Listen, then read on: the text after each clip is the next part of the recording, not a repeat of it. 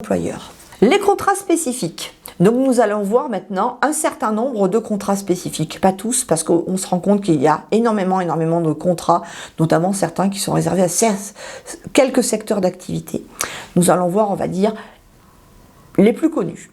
Tout d'abord, le contrat saisonnier. Le contrat saisonnier, c'est un CDD, c'est vraiment un CDD qui a pour seul et unique motif la saisonnalité de l'activité de l'employeur.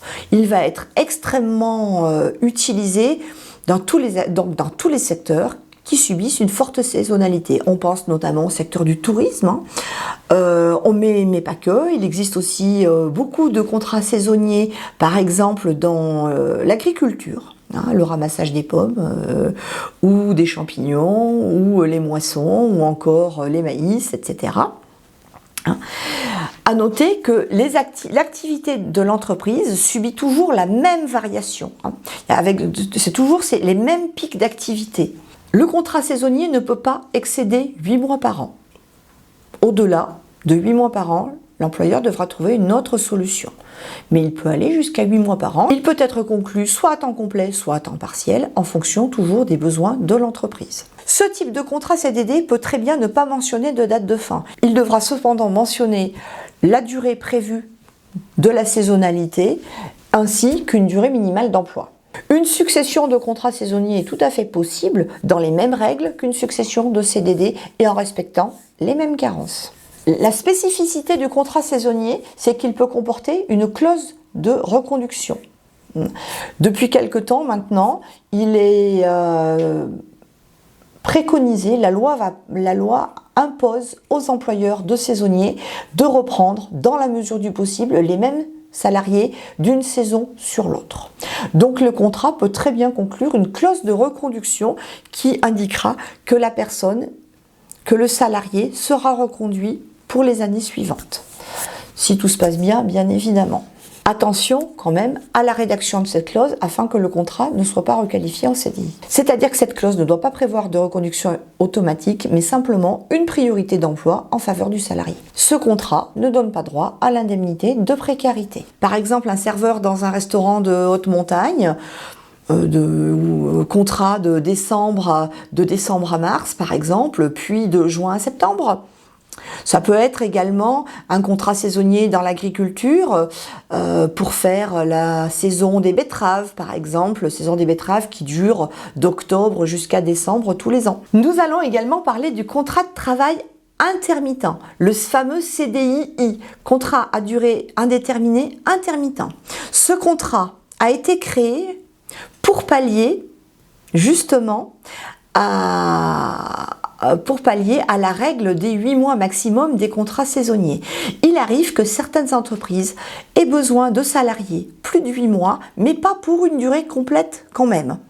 Il a donc été créé le CDI intermittent. Ce contrat va permettre donc d'embaucher une personne sur l'année complète, puisque c'est un CDI, mais où seront alternées des périodes de forte activité et de baisse d'activité où le salarié restera chez lui. Généralement, ce sont des contrats qui sont en forfait heure, c'est-à-dire le salarié est embauché par exemple pour 1300 heures annuelles. Il peut très bien travailler 200 heures sur un mois et seulement 50 heures sur un autre, voire même pas du tout. En effet, le CDI n'atteint jamais un temps complet. Je vais vous laisser maintenant prendre connaissance du document suivant et de bien vouloir relever quels sont les avantages et les inconvénients du CDI pour le salarié et pour l'employeur.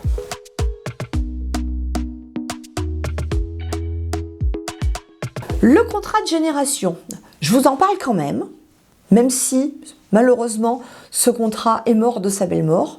Le contrat de génération, c'est certainement la meilleure chose qu'ait fait François Hollande de tout son quinquennat. Le principe de ce contrat était donc de maintenir dans l'emploi le senior tout le long de la formation du junior qui allait être embauché. Malheureusement, ce contrat a eu un très faible succès. Alors que, si vous voulez mon humble avis, c'était quand même une idée qui était particulièrement intéressante dans le cadre de la transmission des compétences. très peu de succès, il est mort de sa belle mort, alors il doit en rester encore quelques ans, étant donné qu'il pouvait avoir jusqu'à 36 mois, il doit en rester quelques ans qui ont été signés courant 2017, mais il n'y en a plus de signés depuis.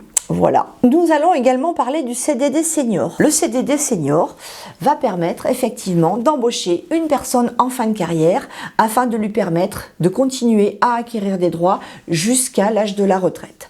Vous savez qu'en France, on est extrêmement mauvais en termes d'employabilité des seniors. Au-delà de 55 ans, le nombre de seniors en emploi est un des plus faibles d'Europe.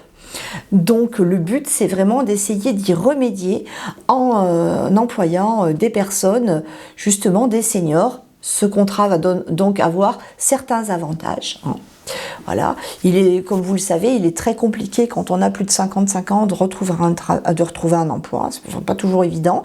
Donc ce CDD senior, son but, c'est vraiment d'aider ces personnes qui sont seniors mais qui n'ont pas encore acquis tous leurs droits à la retraite, de travailler, c'est vraiment pour leur permettre de travailler en attendant d'avoir acquis tous leurs droits. Bien évidemment, pour ce faire, il faut qu'il y ait des avantages à l'employeur, bien évidemment. Tout employeur a le droit, privé-public, de conclure un CDD senior. Le salarié doit avoir plus de 57 ans. C'est la seule restriction qu'il y a. Le salarié doit avoir plus de 57 ans et être inscrit depuis plus de 3 mois à Pôle emploi. Ou encore, être dans le cadre d'un CSP suite à un licenciement économique.